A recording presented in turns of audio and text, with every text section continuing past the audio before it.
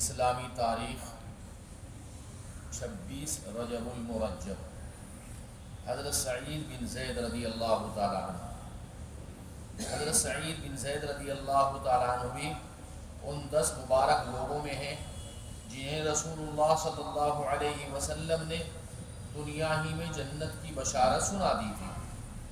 یہ حضرت عمر رضی اللہ تعالیٰ عنہ کے بہنوئی ہیں۔ انہوں نے حضرت عمر رضی اللہ تعالیٰ عنہ سے پہلے اسلام قبول کیا۔ وہ اور ان کی بیوی فاطمہ بنت خطاب حضرت عمر رضی اللہ تعالیٰ عنہ کے اسلام کا ذریعہ بنے۔ ایک مرتبہ ایک عورت نے عدالت میں دعویٰ کیا کہ سعید رضی اللہ تعالیٰ عنہ نے میری فلاں زمین دبا لی ہے۔ حضرت سعید رضی اللہ تعالیٰ عنہ کو اس سے بڑی تکلیف ہوئی اور انہوں نے عدالت میں حاکم کے سامنے کہا، کیا میں اس عورت کی زمین دباؤں گا جبکہ میں نے رسول اللہ صلی اللہ علیہ وسلم سے سنا ہے کہ جو شخص کسی کی ایک بالشت بھر زمین بھی ظلماً دبائے گا تو زمین کا وہ ٹکڑا 7 زمین تک توق بنا کر اس کے گلے میں ڈال دیا جائے گا۔ اس حدیث کو سننے کے بعد حاکم نے ان کو بری کر دیا، مگر انہوں نے دکھے ہوئے دل سے فرمایا، اے اللہ تو جانتا ہے کہ وہ عورت جھوٹی ہے، تو اس کو اندھا کر دے اور اس کی زمین کو اس کی قبر بنا دے۔ اور ایسا ہی ہوا، وہ اندھی ہو گئی اور ایک دن وہ گڑھے میں گر پڑی اور وہ گڑھا اس کی قبر بن گیا۔ حضرت سعید رضی اللہ تعالیٰ عنہ کا انتقال 50 ہجری میں یا اس کے کچھ بعد ہوا۔ اس وقت ان کی عمر 70 سال سے بھی زائد تھی۔ حضور اکرم صلی اللہ علیہ وسلم کا معجزہ، ٹوٹے ہوئے پیر کا ٹھیک ہو جانا۔ حضرت عبداللہ بن عتیق رضی اللہ تعالیٰ عنہ جب ابو رافع کو قتل کر کے واپس آنے لگے تو سیڑھی سے اترتے ہوئے گر پڑے اور پیر ٹوٹ گیا۔ رسول اللہ صلی اللہ علیہ وسلم نے اس پر اپنا دست مبارک پھیرا تو فوراً ایسا اچھا ہو گیا گویا کبھی ٹوٹا ہی نہ تھا۔ ایک فرض کے بارے میں، نماز میں قبلے کی طرف رخ کرنا۔ قرآن میں اللہ تعالیٰ فرماتے ہیں، تم جہاں کہیں بھی ہو اپنے چہرے کو اسی بیت اللہ شریف کی طرف کیا کرو۔ قبلے کی طرف رخ کر کے نماز ادا کرنا فرض ہے۔ ایک سنت کے بارے میں، کھانے کے بعد کی سنت۔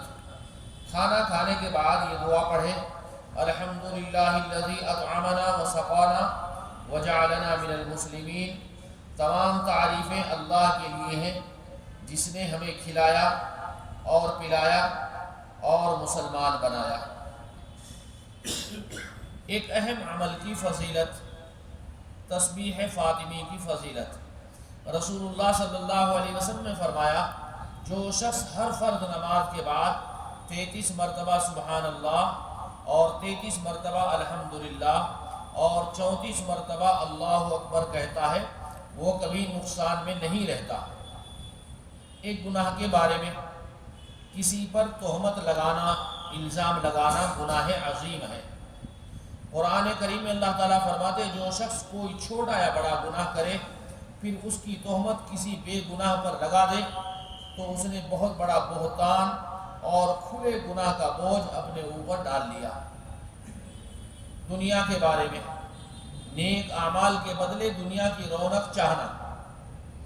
قرآن میں اللہ تعالیٰ فرماتے، جو شخص اپنے نیک اعمال کے بدلے دنیاوی زندگی اور اس کی رونق چاہے گا تو ہم ان لوگوں کو ان کے اعمال کا بدلہ دنیا ہی میں دے دیں گے اور ان کے لیے دنیا میں کوئی کمی نہیں ہوگی۔ یہی لوگ ہیں جن کے لیے آخرت میں صرف اور صرف جہنم ہے، اور انہوں نے جو کچھ دنیا میں کیا تھا وہ سب آخرت میں بیکار ثابت ہوگا۔ آخرت کے بارے میں، اہل جنت کو خوشخبری۔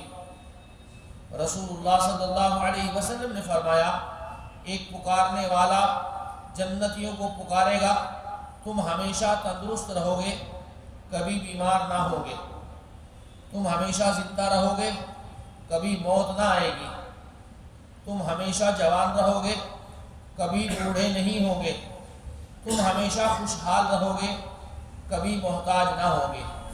یہ ساری چیزیں، یہ ساری دولت، یہ ساری نعمت اللہ تعالیٰ جنتیوں کو جنت میں دیں گے۔ طب نبوی سے علاج، میتھی سے علاج، رسول اللہ صلی اللہ علیہ وسلم نے فرمایا میتھی سے شفا حاصل کرو۔